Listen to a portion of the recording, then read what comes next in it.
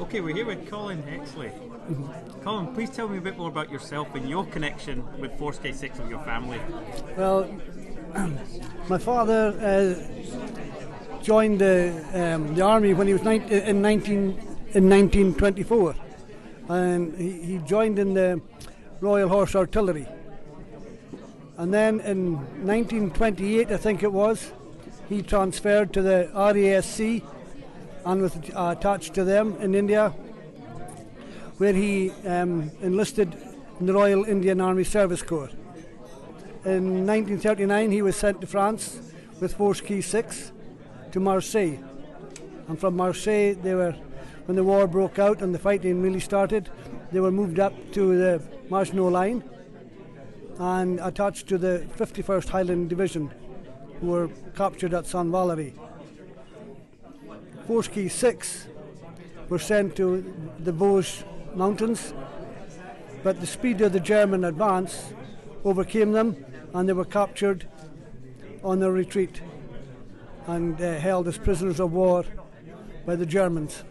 Briefly, my father tried to maintain as much discipline and order within the troops to keep their morale up, and tried to ensure that the Germans met up with their fulfillment to treat the Indian troops with respect, supply them with the halal meat and flour for the chapatis, and a means to cook them all.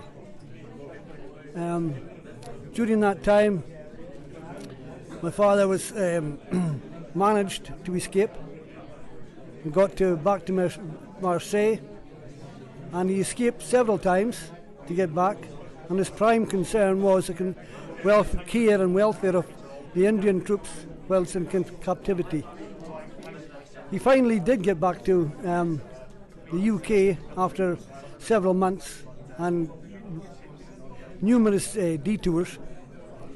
He managed to get back and was instrumental in trying to get the care and welfare plans, and then wrote an article for the Geneva Convention to ensure that the Indian troops in captivity were treated with respect and fairness and received what they needed.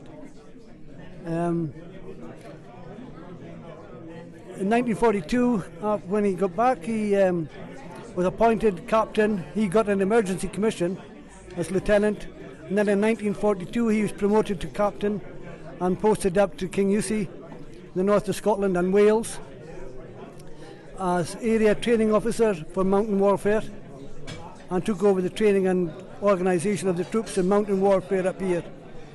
He was then promoted to major and appointed as CO of Force K6 in the northern area, and then following that he became 2IC. He had a great affinity for the Indian troops and a great loyalty for them. He fought diligently so they would get the equipment and the uniforms and everything they needed to carry out their duties. He was a hard man, strict disciplinarian, a man you would never cross.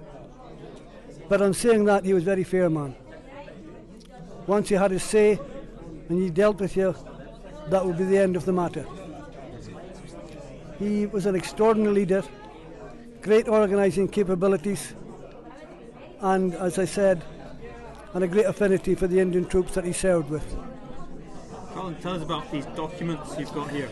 These are documents that were passed on to me many years ago, and this one here is a letter from Vasanta Sweeper, Indian Hindu, and it's on his capture, I take it, and it is written in Urdu, French and English, and I think that's been done deliberately because to put it off the Germans of what they would be saying and talking about. At the bottom is signed Hex Ali, and that was my father, and he had actually changed his name to Hex Ali on capture, so he could actually stay with the Indian troops whilst in captivity to ensure their care and welfare.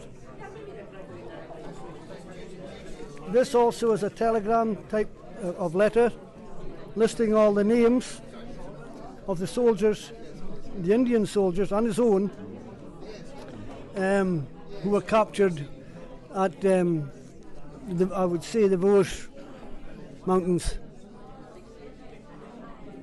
and what is off the company, B Company, is it Becoy? 22 Becoy.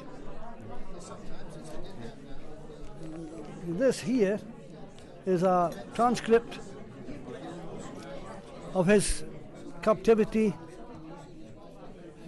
by the Germans and whatever happened through his captivity up until his escape.